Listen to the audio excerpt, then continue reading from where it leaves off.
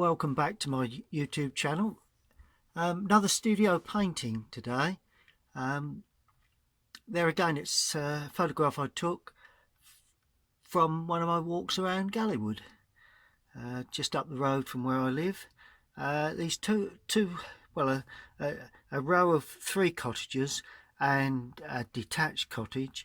I would imagine of a similar period of age, but lovely subjects. And as I walked around the corner, I could see the light, and really the light is the key thing for this one, purely because you've got let's use a red tip so you can see that, purely because you've got the lovely pink cottage and the sun coming from the right, so we've got the lovely sort of dark purpley shadow. Then of course you've got shadow again. Then we've got the lovely brickwork at the front of the building. Couple of cars, may as well put those in. Just, I don't know, I'll have a think about that one, but I would like to, I think. But either way, then we've got a bit of depth here. The trees in the distance, tree there. Not well, yeah, perhaps I will stand the pylons and have a little bit of the wires, phone lines and what have you coming in. Yeah, I rather like that. My setup today, well, as you can see, very similar to what I've had before. Just got all my brushes laid out, won't use barely, well, probably only 2 or 3, 4 at the most, and my paints. So that really is all you need to produce this or turn this lovely photograph into a simple watercolour.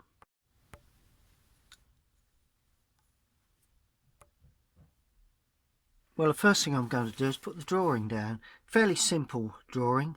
You've got to remember that, let's get the path perspective in to start with.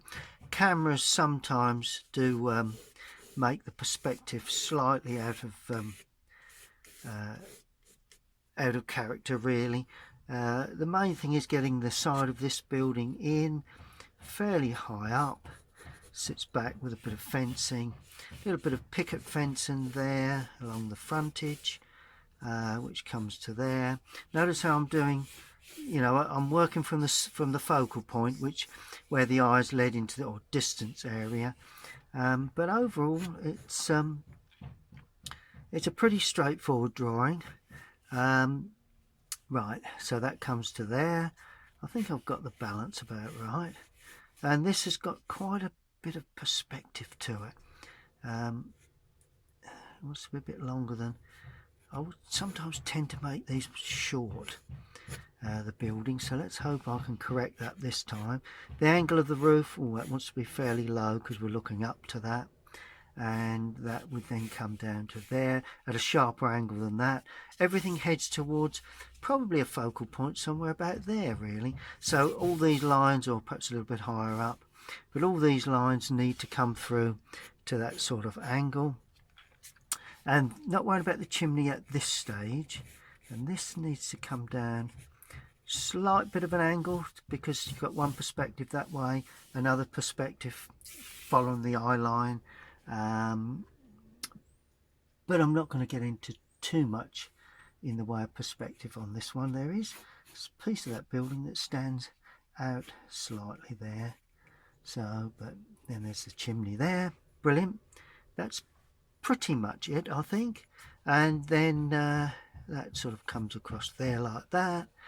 We have the gable. Okay, this building is reasonable size, but it actually stands right on the edge of the path, so that comes to there. This would be considerably higher. There's a bit more of a slope to this roof, and the perspective is slightly different too, which is quite interesting really when you're looking at buildings.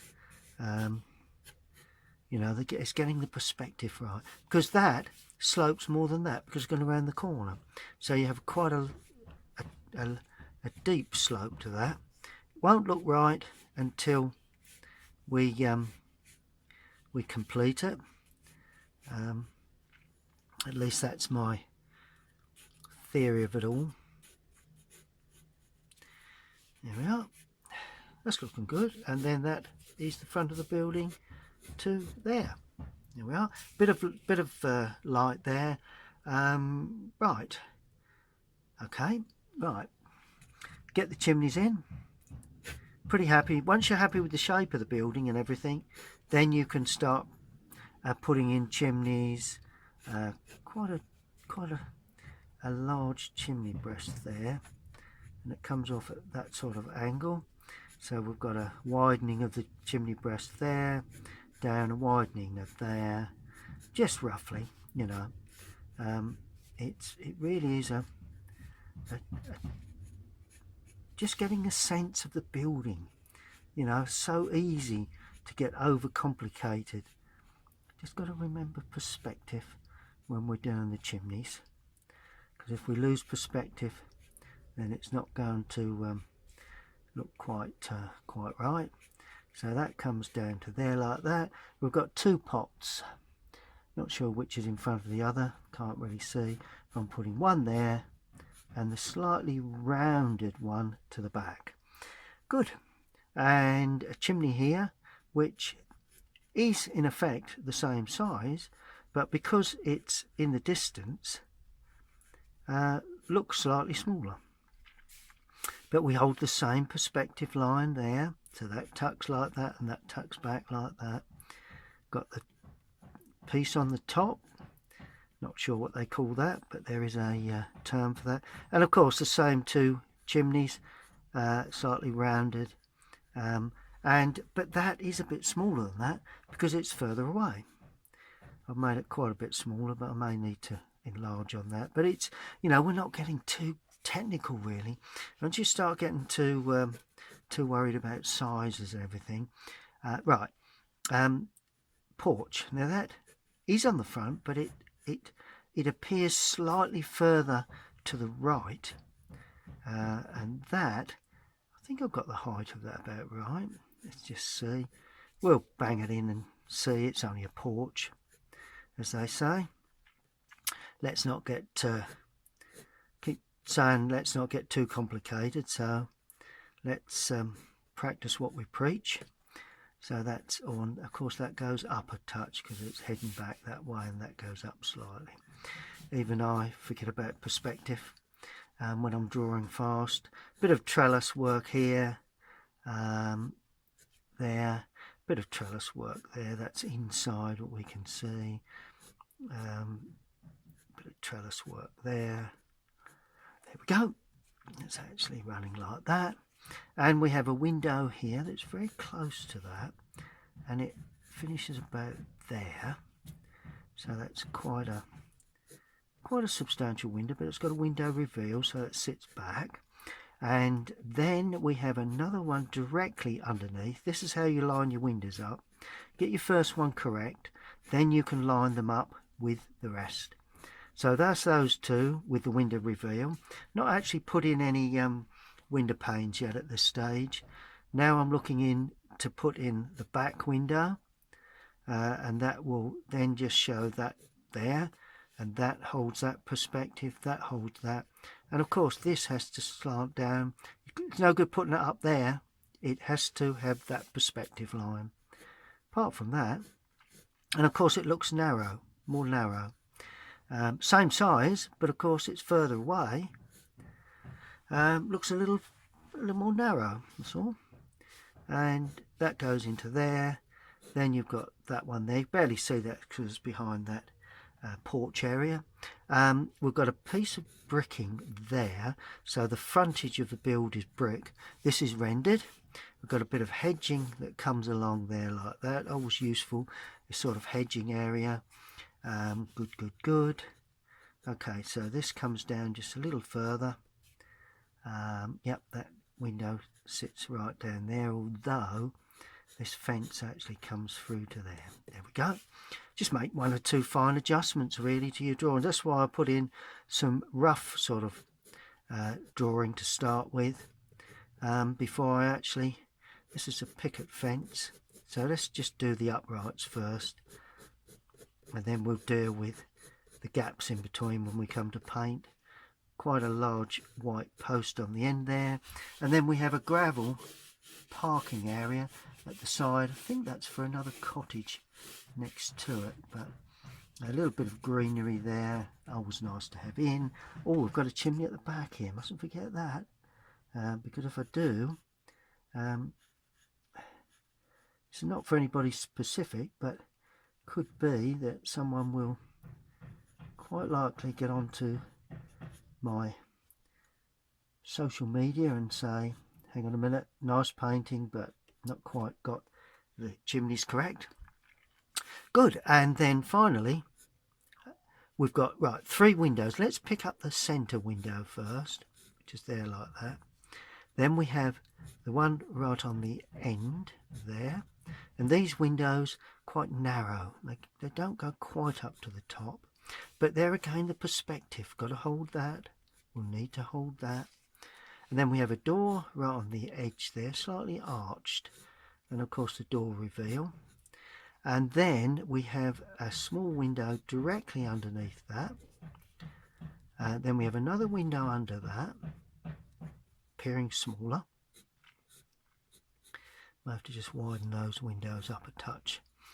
It's not until you get on and make that door a little taller, perhaps, I don't know. It's not until you get a little well into this that you begin to see correct 1 or 2 little touches. Then we've got a door there right close to that window, and another door there, and then another window under that one. I think that's pretty much it. Then we have a chimney somewhere here.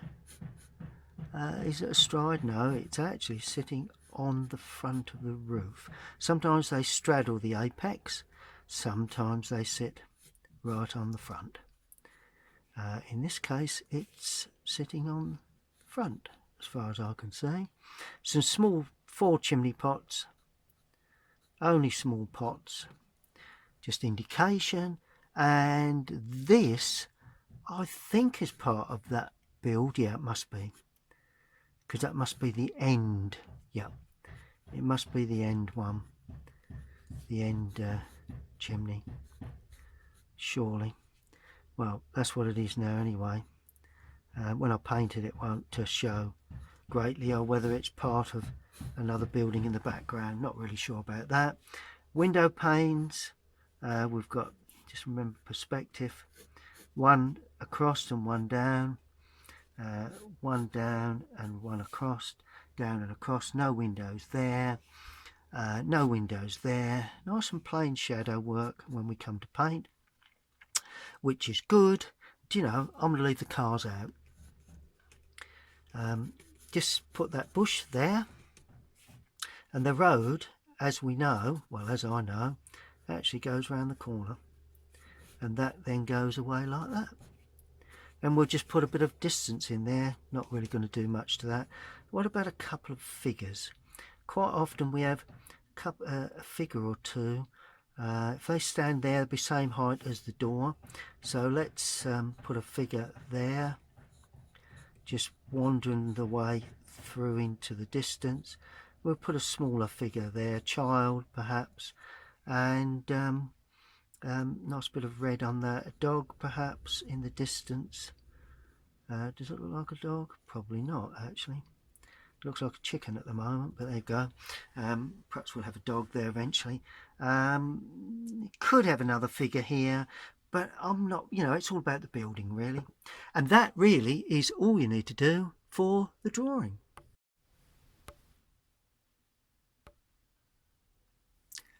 Okay, well, it's first washers time really, and I'm going to use a flat to start with, and I'm going to use a mop brush.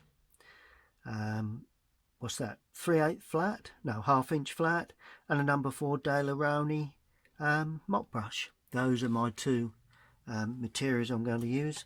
And first thing I'm going to do, design the sky to suit the sunlight. Sun coming from the right, so consequently Most of the light area in the sky will be this side. I want to give this plenty of warmth, so I'm going to start off with cadmium red. May have a little other colour in there, but to start with, cadmium red, because this is going to give me a little sense of cloud cover as well. Sense of cloud, not too much, but a little bit. Then I'm going to introduce little lemon yellow. Pop that in. There we go. Mix it a touch, and away we go. And that lemon yellow then will be part and parcel of the rest of the sky area. Not too concerned if it goes over the building, because we're all light at the moment, so that's not a major problem. And this red I'm actually going to put in to the path area or the road area, just like that.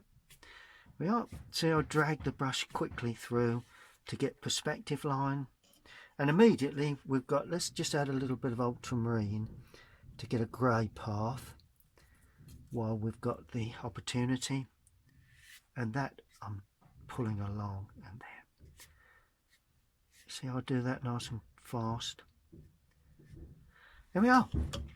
Now all I've got to do is put some blue in. Now I'm going to use a flat for this because I want this to stabilise a bit, and I'm going to use Windsor blue with a touch of the red in there.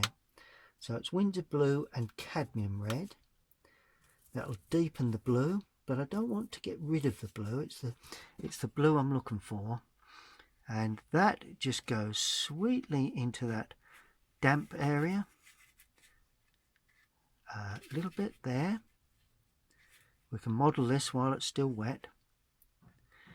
There we are, lovely crisp sort of colour, and quite deep here. I like to go round the chimneys because and that's going to spread into that.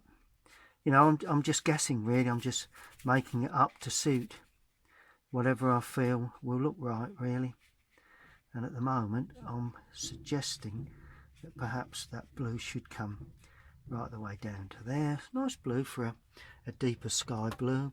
Then of course we get a bit of less intense, so brush is running out of colour, so we're getting that sort of feel there.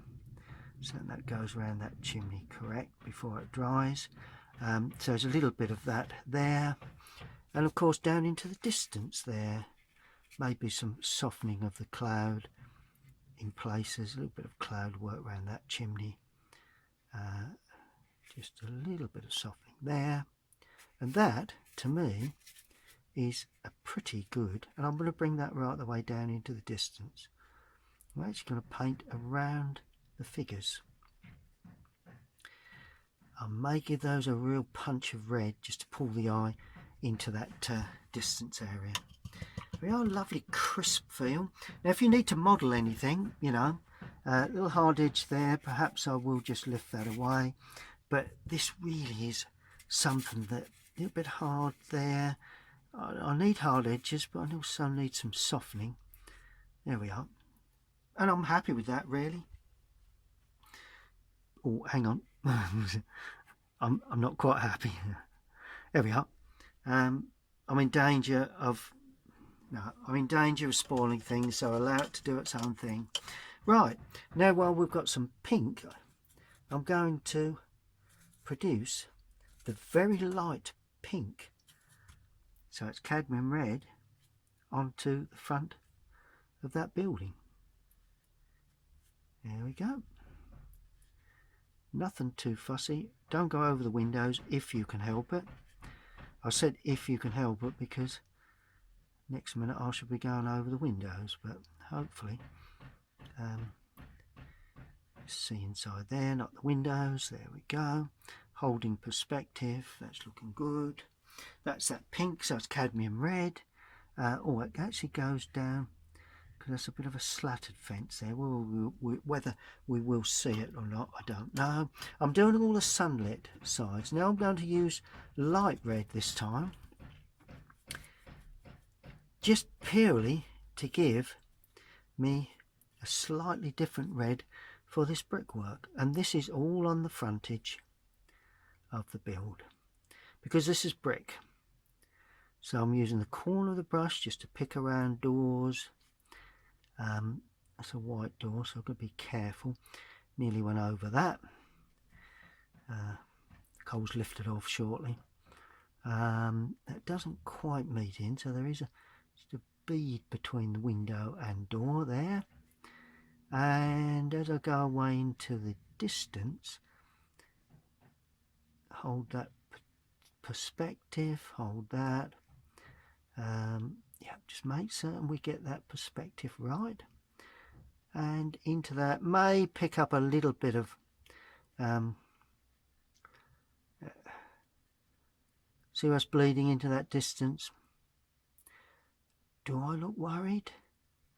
Well, actually, you can't see me, but I don't, because I know exactly what's going to happen to this.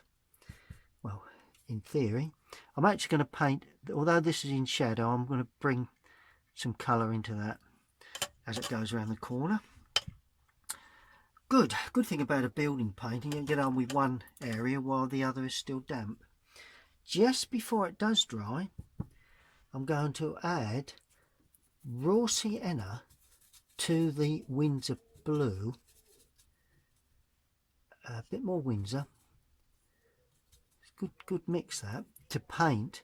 Oh, it's got to have some brown. Stick a red with it. That's it. That's an artist's term to get brown. Stick a red with it. Here we are.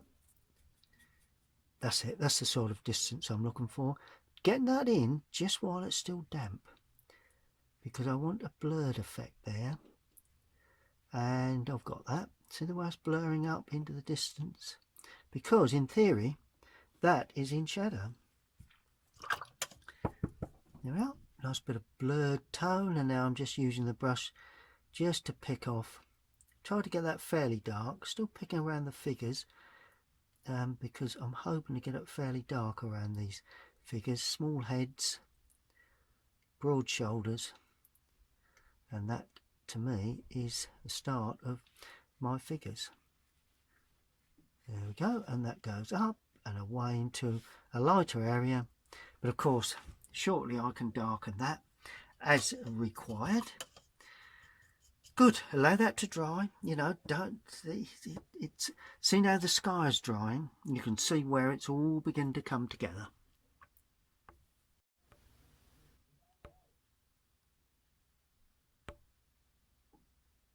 Now I'm changing to a brush, a smaller brush. It's a Rosemary & Co. Lovely brushes, number 7. It's a Colinsteedart series 33. May use the Pro Art number 8 very shortly. But basically, I'm going to paint in the chimney work now. It's just the red chimney work, and that is just dark brown. And I'm going to make them quite dark, because what I'm going to do with these, I think, is to do the shadow side first. So I'm going to use Windsor blue and burnt umber. That'll give me a green brown. Might need, yeah, no, not sure. That's it. Stick a bit of red with it. There's another term. Stick a bit of red with it. There we are. There we are. Cadmium red. Bit of burnt umber. Mainly the blue, because I'm going to do the shadow side first, which probably seems to you rather dark. And to be fair, it seems to me as if it's rather dark too. But for a red brick chimney, that's dark. But, of course, what we've got to remember is that we are in shadow here. And you get all sorts of colours in darks in shadows. I'm just pushing the boundaries a bit. Actually, when you start a scene like this, it begins to look a little bit like a snow scene. Making this one not quite as dark, but it's still the shadow side. Keep the washers nice and clean. Once you go muddy, then unfortunately you can lose the effect of a nice clean crisp watercolour. And a lot of the muddy colours is in the mixing, but it's also in the way the paint is applied as well. Nice and quick, and then just leave it. The more you rub at the paper, the less the result becomes less of a fresh result. Just going to lift off that bit of colour. I want that to be lighter there. There we are. That's all right. That's not a problem. I may even bring a bit of shadow across that. That would be nice. That would cover up that that mark there. I've not put any signage in. There's some signs, and I haven't even put the wires in yet. Whether I shall flick them in later, we will see. Right, now, same brush with plenty of red on there. Cadmium red, but I'm going to kill it with a little bit of light red, so it's, you know, fairly of a red, pretty much of a red colour, but that's mostly dark. It's got a bit of red on the tip there. There we are. And this, oh, that's mostly dark, so let's put that in as a red. Doesn't point particularly well because it's an old brush, but I'm not concerned about that. And then quickly with another brush, I'm going to put the same shadow colour in on the back edge, and that, not enough water in that. Right, remix cadmium, Windsor blue, nice and blue this time, and that is the shadow on the back edge of that chimney pot there. Just leave a bead of white there, and I'm putting that in on the back edge of that chimney pot, and because it's still wet it will actually appear rounded. Same with this one, bang that in on the back edge and allow it to run through. This one will be dark anyway. Here we are, and immediately you've got your lights and your dark colours really. And let's just bang these in. 1, 2, 3, 4. I'll put a tint of warmth with that in a sec, but at the moment I'm going to leave those dark, just with a little bit of light on them. These are the main ones. That's a secondary building, but that's still a lovely addition to the painting. Right, now while I've got this lovely red colour, I'm going to do, this is tiled roof, but it's got a lovely red ridge tile. I love red ridge tiles. Same with this one, but then it goes, well, I'm putting red ridge tile in on that one, but actually I don't think it is. There again, don't tell the owner. Oh, forgotten the chimney at the back. Don't want this to be too red, because as it goes to the back edge, I want that to be less intense. And the same with the shadow really. It's a shadow side. Try to pick up that film of sunlight, but as we go away to the objects in the background, you get less and less. That's good. Yep, I think that's pretty much it. Right, now while we have this brush, let's just use the Pro Art now. Right, Windsor blue with Indian red. That is my favourite mix for red tile roof. And although it's in the sunlight, it is quite dark. And I'm just kissing the bottom of that ridge tile so that bleeds in a little, and that comes around that chimney. Not done the front of the chimney yet. There we go.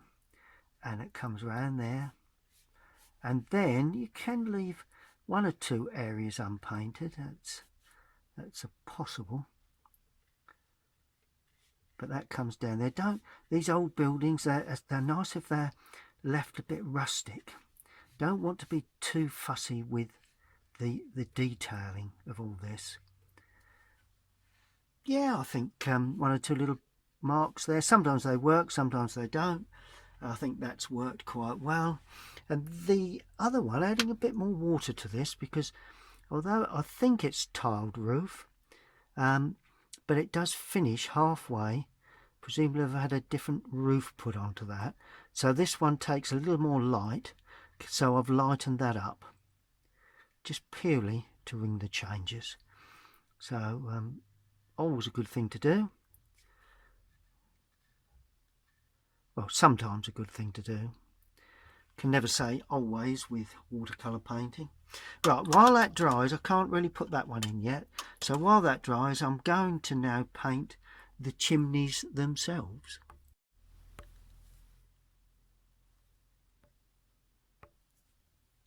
Now I'm going to use light red for this.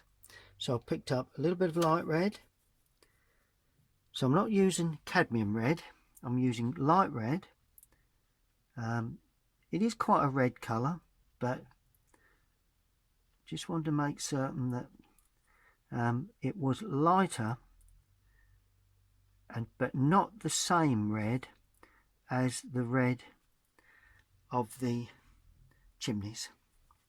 And then a little bit of blue with that, just to make this side a little bit dark perhaps. Add a bit more water, take a bit of paint off. Don't want to be too dark. There we are. It's nice to have a bit of colour. Just add a little bit more colour to that one. Yeah, there we go. There we go. That's good enough. That's fine. I like the way this bleeds into the roof.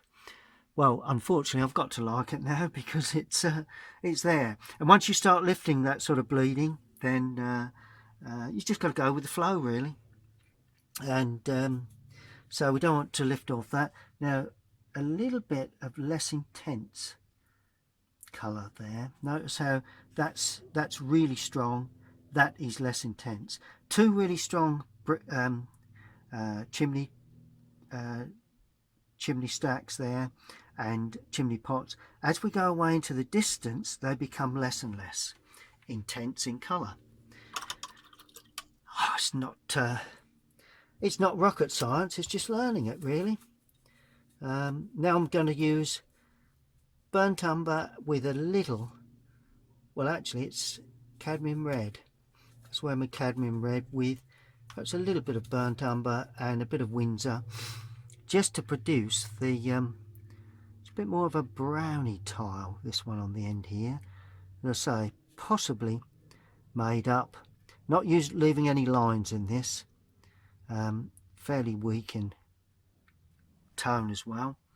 I think that will pick up the sunlight once we get the shadow work on there. Good.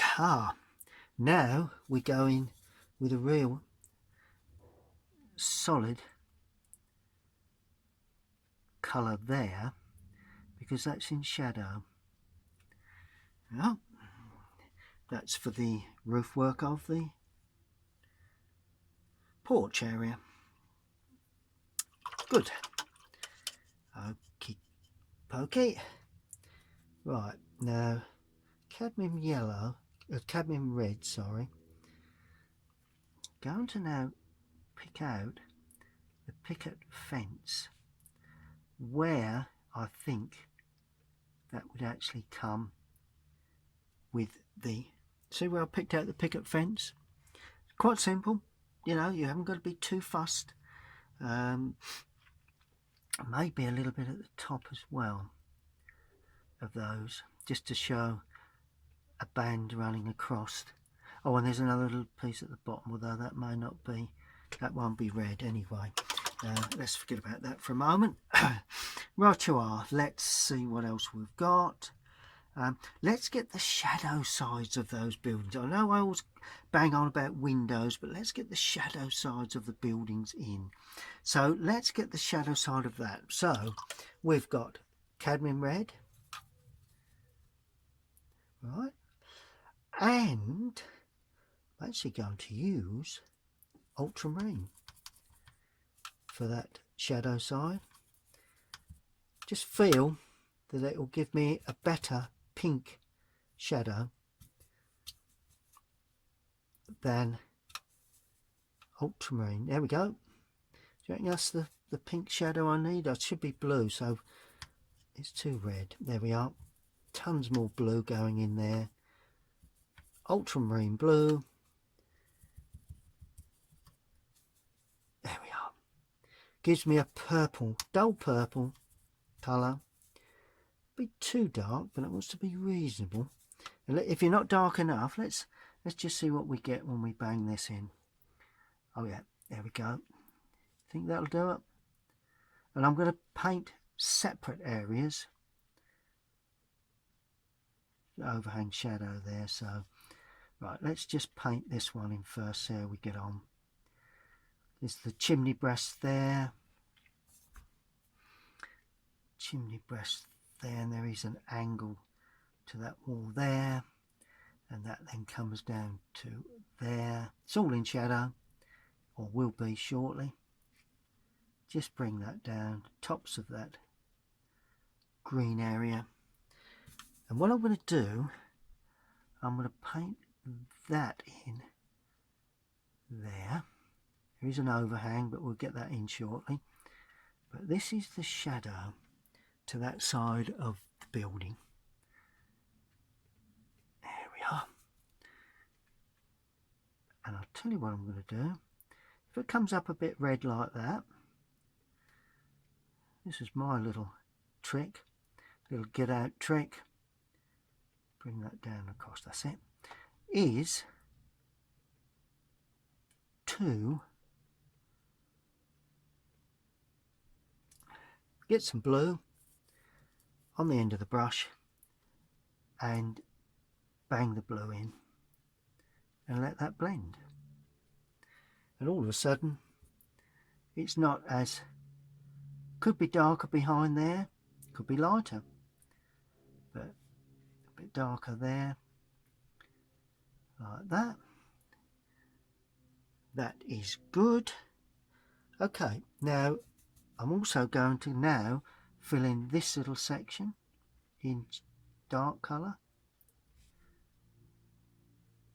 but it's going to be slightly lighter because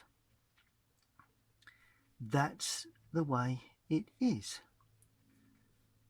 Don't ask me why, but I'll tell you in a moment if I can think of a good reason. There we are. Well, it just rings the changes, really, you know. Right, a bit darker, a bit more blue in, particularly at the top there. Always nice to have a bit of colour in your shadows. I'm leaving that and that because those areas face us, so they may have a little bit extra light on them. While that begins to dry off, and whether I'll need another coat of colour, I don't know, but I'm really just going to look at the other one here, and a bit more red in this, just give that a bit more punch. I know it's more in the distance, but let's see what we get. There we are. Looks a bit like brickwork there, which is not ideal, so let's put a bit more blue in and just bang the blue in. There we go.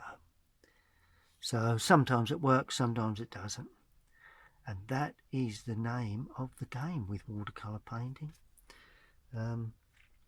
And sometimes buildings take a reflection of the building standing next to it. So what I'm going to do, I'm going to lighten that colour as I come down to the hedge. Because although it's in shadow, may not necessarily be that comes down there and down to there. May not necessarily be all completely dark, because you've got to remember the sun is hitting the gable end of this area there, and that's reflecting light back. So that's always something to bear in mind, and quite often you do see that. Right, while that is completely drying, I'm now going to take a pointed brush and paint in the windows.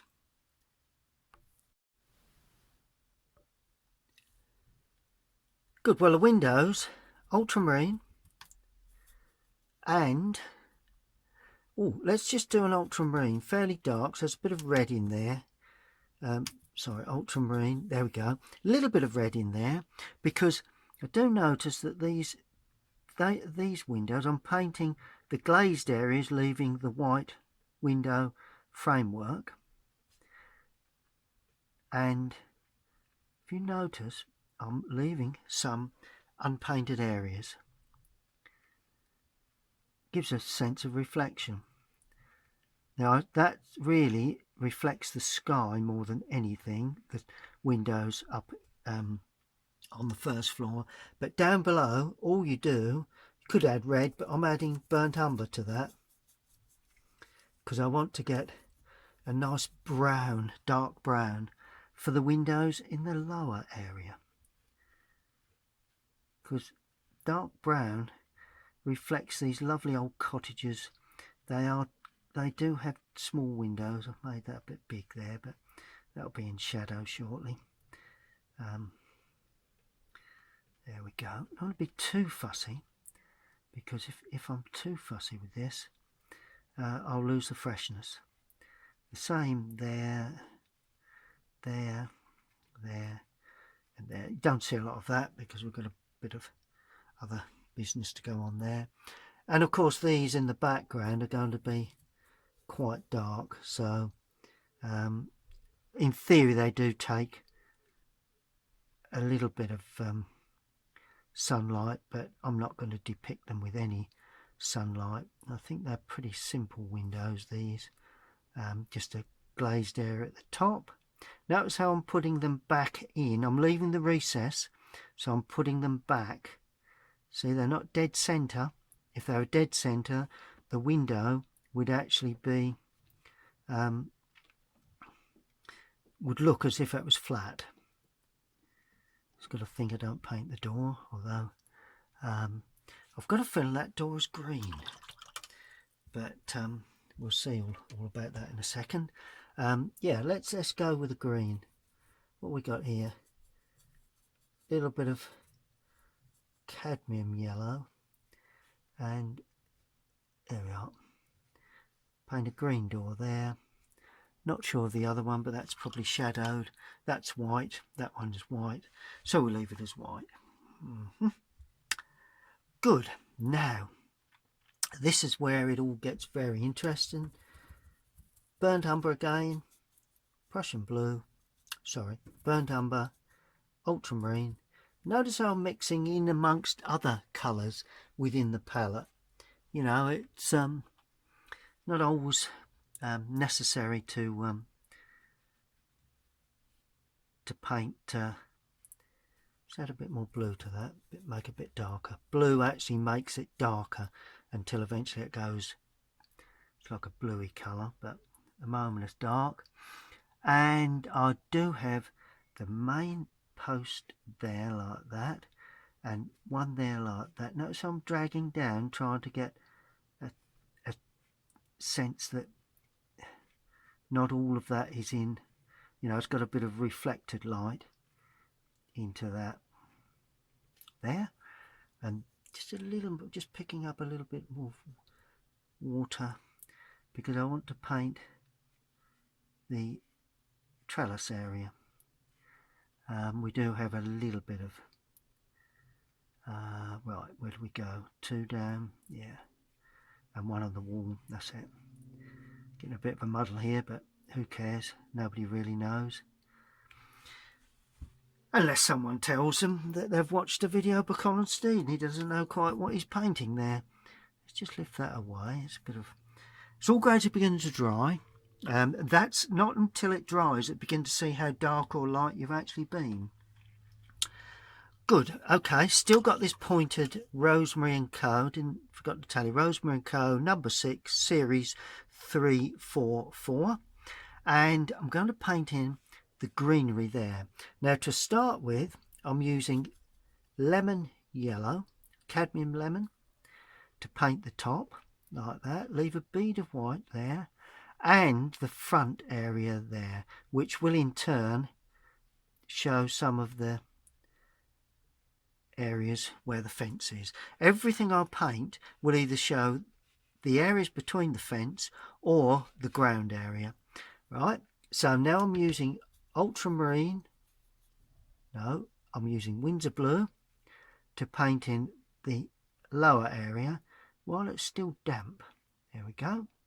And then at the top of the gate, I'm leaving one or two little uprights here and there. Then I'm painting through. Where is my gate? I mentioned the gate. Maybe the green there. Yes, there is a little bit of the gate work there. There's a bit of slanting. There we are. So that's the gate. And then we come down, down, down, down. More or less just hitting underneath there. So let's just hit one in there. Just watch this perspective. Let's bring that down just a little bit more. That's it. One there, one there. I'm not being fussed. Am I fussy with this? No, I don't think so. Just to give me an idea. And then, of course, we can see the bottom area like that. And I think, if I'm right in saying, it does look like a very impressionist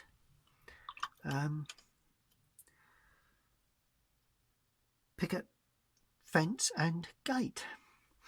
Right, while we've got that, let's use that flat. What do I do with that one? Oh, well, there you go. Oh, there it is. Let's use this 1/2 inch flat to produce that fence area. And all I'm going to do with that ultramarine,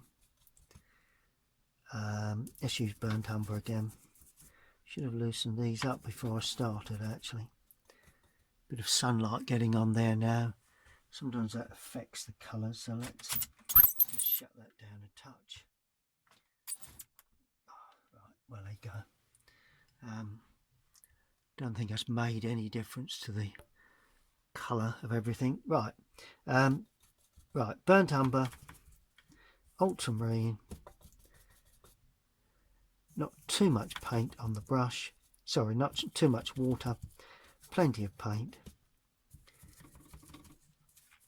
because this is very dark brown and that's what I'm looking to depict really. Bit of blue in there to make it look dark. And what I'm doing, I'm painting the top of the fence, leaving a bead unpainted. Then I'm going to paint, there's some pronounced uprights here, so you can just do the dots like that. I mean, that's not bad. Let's start this way because I can see where I'm going here. There's a bit of greenery there. Yes, that's better. I can see the spacing's better. Not that I'm too concerned, but it's nice if I can get reasonable spaces. There we are.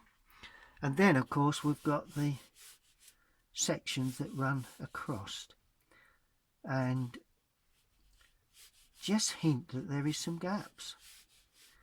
And that'll be filled in shortly anyway with shadow work when I come to paint all the shadow work in. But that's basically it, really.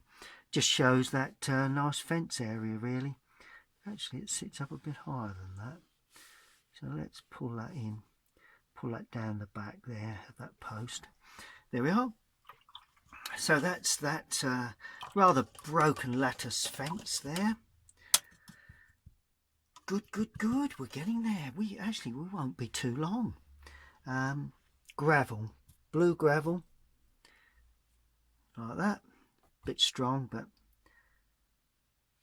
there we are. Sits on a blue gravel area. Say blue grey, really. like that. That's what that sits on there.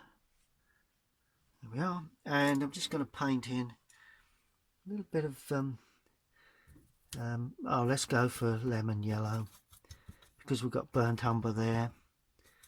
Let's go for lemon, and I'm going to bang in a little bit of unnecessary greenery. It's not unnecessary. I don't know why I said unnecessary, but it the reason I said unnecessary is because I'm not wanting to show that too much. And a bit of blue in there just to give, because a lot of that's in shadow anyway, and that'll pretty much tone back that. There we are. And there is just a little darker area at the top there. There we are. We'll leave that, allow that to dry. It's not going to dominate much, so we're not too concerned with that. Ooh, aha. Clean my brush, but I could do with some of that along the bottom of the gate there, or the fencing. Just a little bit runs along the bottom of the fencing there. There we are. Just bangs the fence into the rest of the picture, really. Good. That's looking very good at this stage. Figures, right. I said I promised you a red figure, so that's going to be that one there. Like that. And what goes opposite to red? Well, let's go blue. Let's go the Prussian blue. See what we get from that. There we go. Nice bit of Prussian. A couple of figures wandering around, and right, yellows. That goes with the blue. There we are. And that's the shadow from that figure. That's the shadow from that figure. And dark blue, brown. So it's almost sort of grey really for the other figure, and just pull that colour in.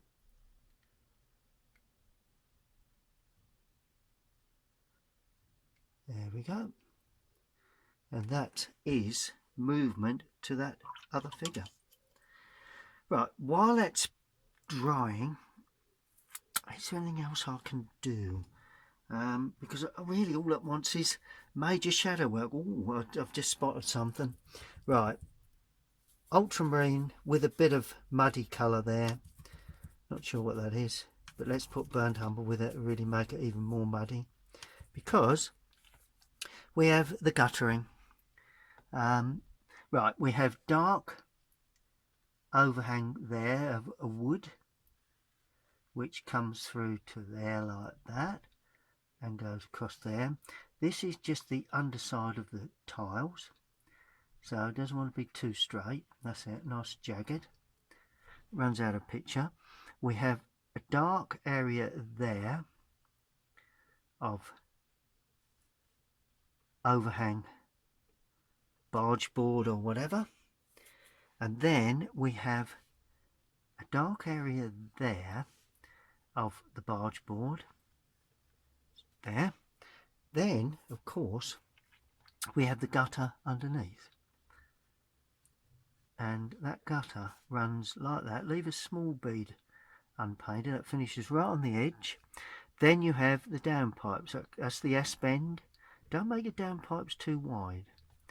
The times I've made downpipes so wide, I wish I hadn't, because I've made them too narrow and I've widened them up. But, which I'm going to do with this one, just to give it a bit more. Notice how I've not put one straight line. It's a bit uneven and a bit jagged. Then this same colour will probably be sufficient for the tile work there, down that edge there and across there, and the ridge tile, and of course the edge of the tile there. That's then reveals the white barge board. Then of course we've got the lovely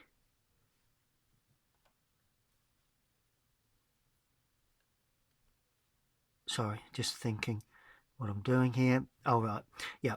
Then we've got an S-bend for the downpipe to the gutter, right on that corner there.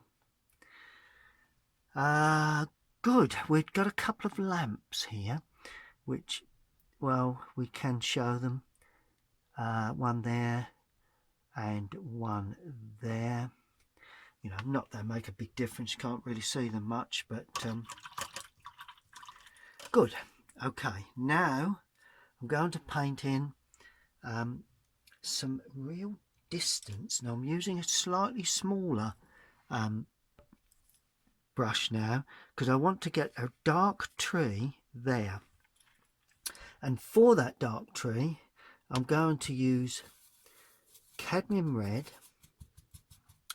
and Windsor blue.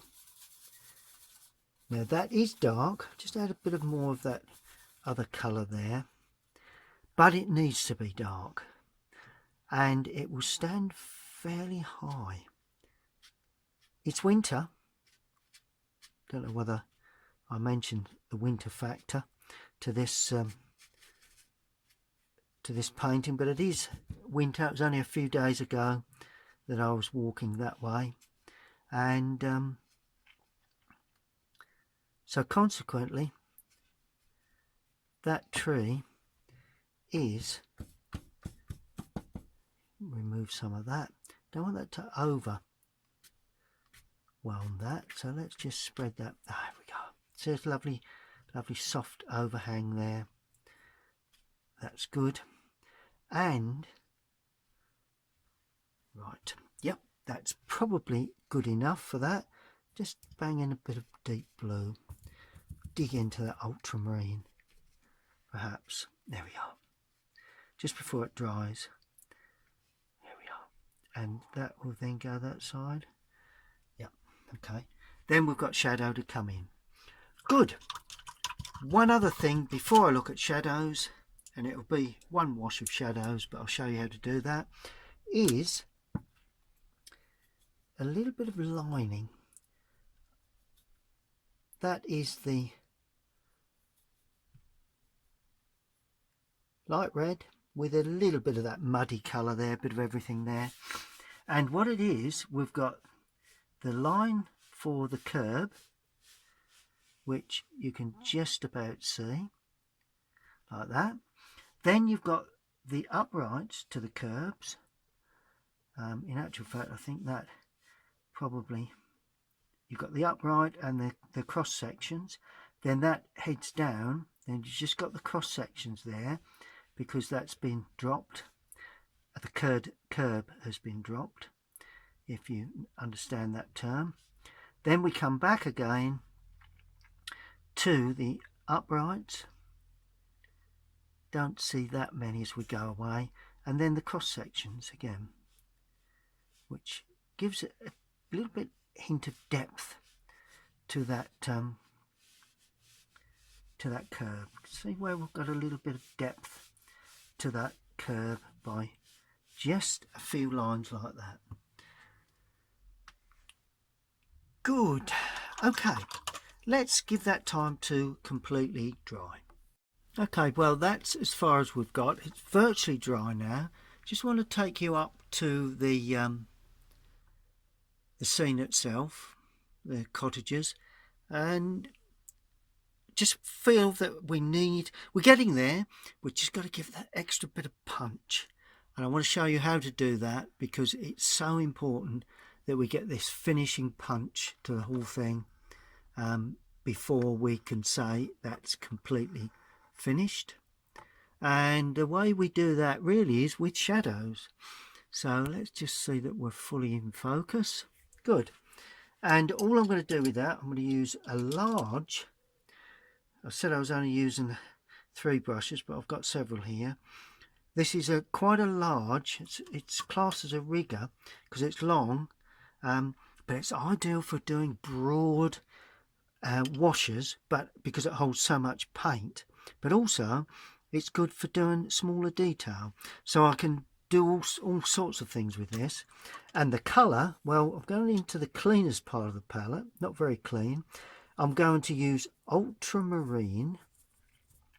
No, I'm not. Well, I have, but I'm going to use Windsor Blue as well. There you go. Now, that's a novelty. Windsor Blue with cadmium red. That is going to give me, if I put enough blue with it, there we are. It's really about tone. It is about colour. So I know roughly the colour I want, but it's about tone as well. And if you get the tone right, then the colour, it is important, but not as important. At the moment, I'm going to do the shadows only, or the casting shadows only. So there's a casting shadow from that chimney. There's another one there. I'm not touching the chimneys themselves at this stage. If I need to, I will, but at this stage I'm not. Now, we've got a shadow under the window and down the right hand side, which in effect is the shadow side. So there's a little bit of depth as the sun is fairly well up, but there's also a little bit of depth within the door as well. Now that's a white door, so that will just show the casting shadow like that. That's a window. We've got a casting shadow there. That's the door. Across the top, down the right hand side, across the top, down the right. That's the windows. And all of a sudden, away they come into clear relief, really. And you just paint the colour on and allow it to dry. Once you start rubbing, then you remove the underpainting, and unfortunately you'll end up with a bit of a mess. Well, just a muddy colour, really. This will, you'd be surprised how the undercolour will shine through once you leave it alone. If you disturb it, it won't. Now it looks very, very dark. Well, to be fair, it was very, very dark, so, you know.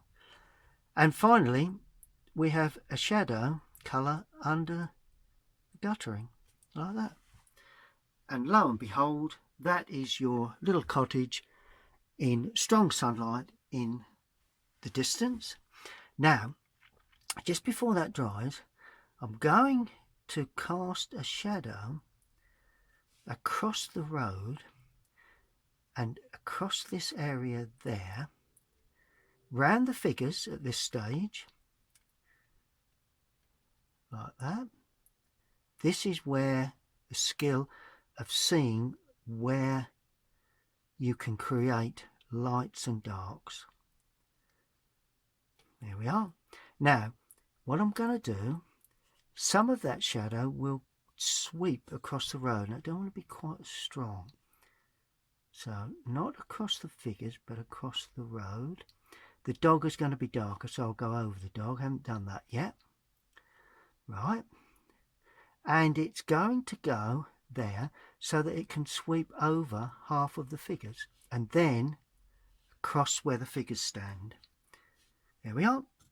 And then remove some of the paint from the brush, and it's going to kiss the side of that building there. And all of a sudden that area becomes in shadow, and we have a jagged edge on the outside. There we are. Look at that lovely bit of mystical depth. And let's just use a sense that there's perhaps another tree there and another little bit of there, like that. There we are. That's better. That gives it justification. A bit more justification, really. Spread that through. Right, load the brush again. And let's do the windows across the top. Exactly the same as the other one, down the right hand side. Across the top, down the right, using the same colour. Across the top, down the right. across the top down the right of that one. That's good. Now this is going to need to be darker, so because that's in shadow, got the underside of that in shadow, and just the ridge tile, bring that up just a touch. Whoops, that's it. Down there like that. Bring that out a little bit more then. There we go. Right, now we have a casting shadow from the actual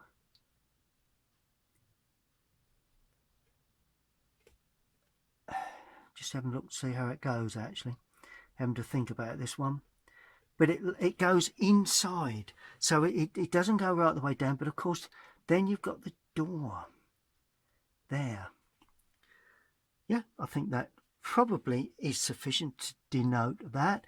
Then of course you've got the back edge shadow of the uprights, and then you've got a little bit of the lattice work that would actually lay at that angle like that. Brilliant. Well, I think it is anyway. Then we have the deep shadow from the overhang of the gutter. As far as the edge there, it doesn't have to be dead straight. It looks like the gutter is a little bit out of sync, or out of you know, not dead straight, which they rarely are. And with these old buildings, I think I've got enough paint here. I hope I have, because I don't want to run out of paint for this particular area. Now I'm going to repaint this. That is going to be repainted like that, and you'll notice that you'll see the difference between one and the other. So I'm putting an overall wash over most of that area. There we are. And you'll all of a sudden see the areas of white that I've left. And then it's got to be fairly heavy along this bottom line there. That then casts shadow there. Then this will have a shadow over the top of that, but it will gradually show that there. Then of course this would all be in shadow like that, so we leave that just like that, and of course this would then have a heavy shadow but have light behind, and all of a sudden we then have a casting shadow, all the same colour. Might as well have all the same colour for that area there. And that is the fence casting shadow. So it comes up, then it runs across. Then we've got shadow on the tops, or down the post there, and the tops of these fencing, post, underside, angle, back of that, top, and then of course this is the inside of the posts,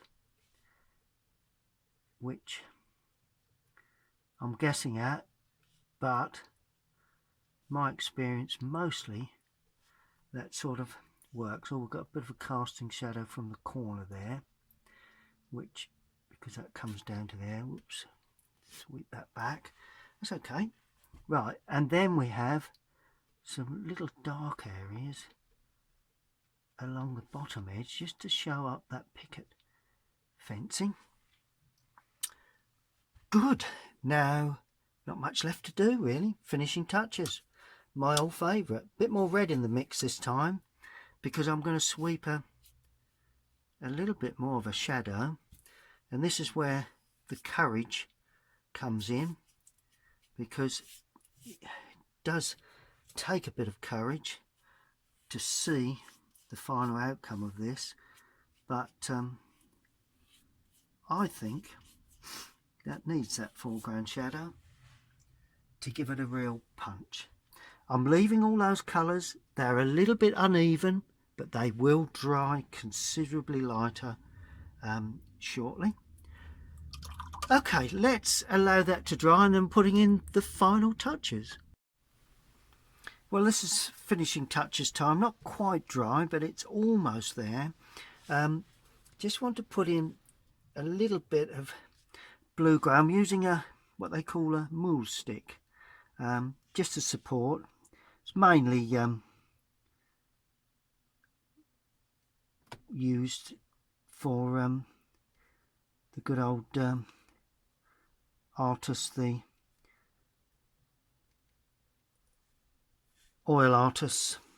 I'd use it for oils and acrylics, but I'm just putting a bit of back shadow, and of course a little bit of shadow for the overhang of any bricks that are overhanging on the chimney there. But apart from that, just going to put in some little finishing touches. Now, I didn't quite know whether to put in the bring it up to date a little bit with the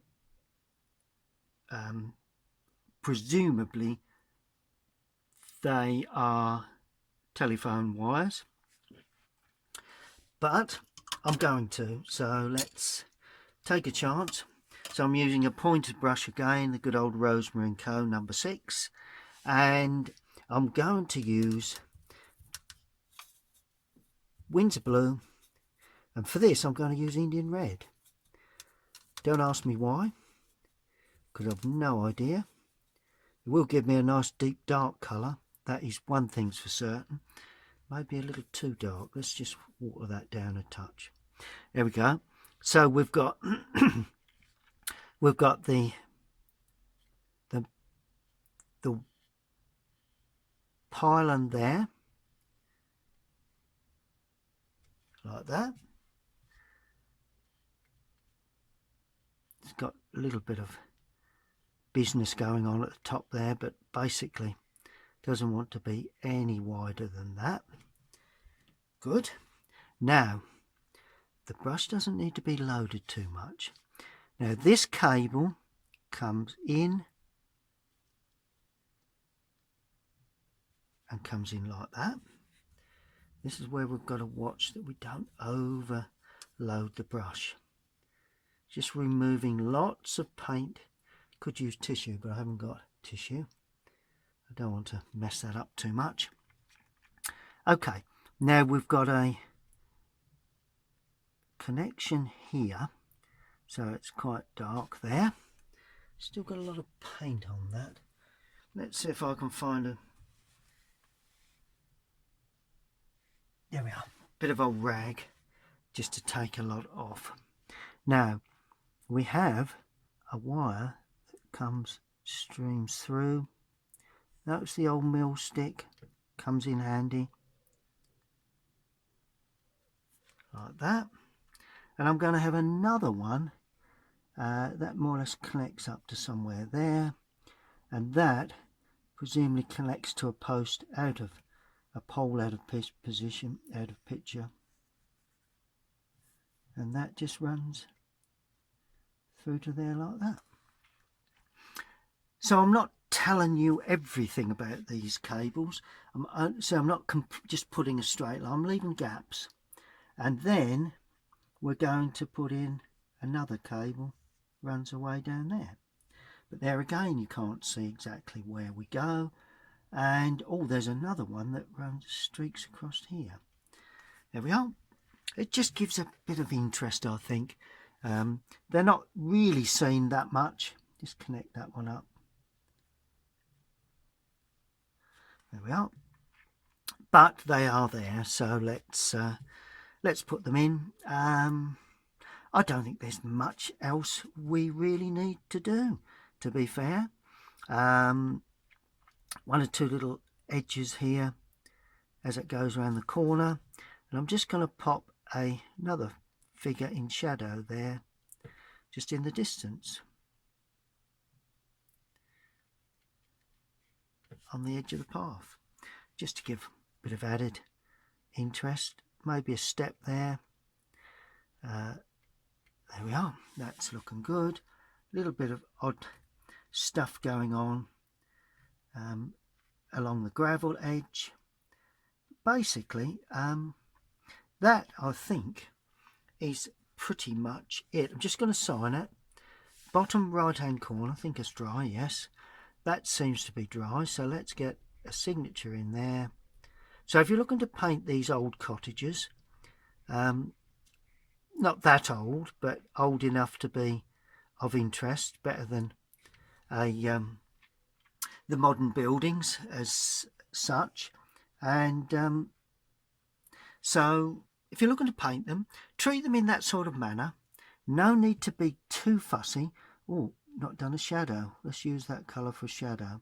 I missed that. There we are, shadow up there. A little bit of cornering there to that. Slide that away. Bit of cornering there to that. Slide that away. Okay then. I think we can safely say that we do have a finished article. Oh, I keep spotting things, but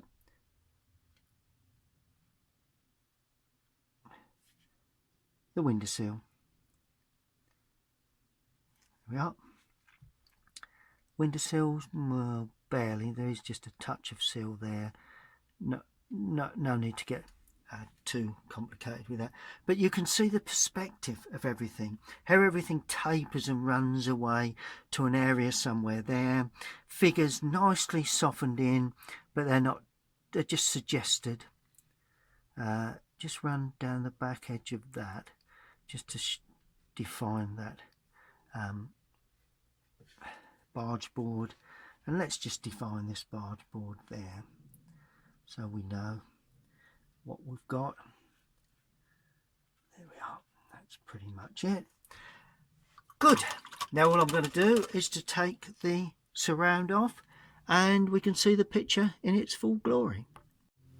Well, there we have the final painting, and I'll just pan up to show you the actual subject itself. Lovely little subject, that. A pair of 3 cottages and a detached cottage in the foreground in Galleywood, and this is the painting that I have produced in watercolour. I think you'll agree it's come off pretty much as expected. 1 or 2 other bits and pieces could go in, but overall I quite enjoyed painting that one. And if you've enjoyed watching, please click on the logo at the bottom right hand corner, and that will subscribe you to my channel so that you can catch any updates that I put in the coming days. Thank you very much for watching, and if you need any information, need to look at my latest paintings and paintings for sale, go on my website Colinsteedart.com, and we'll see you all again very, very soon. Thank you again for watching.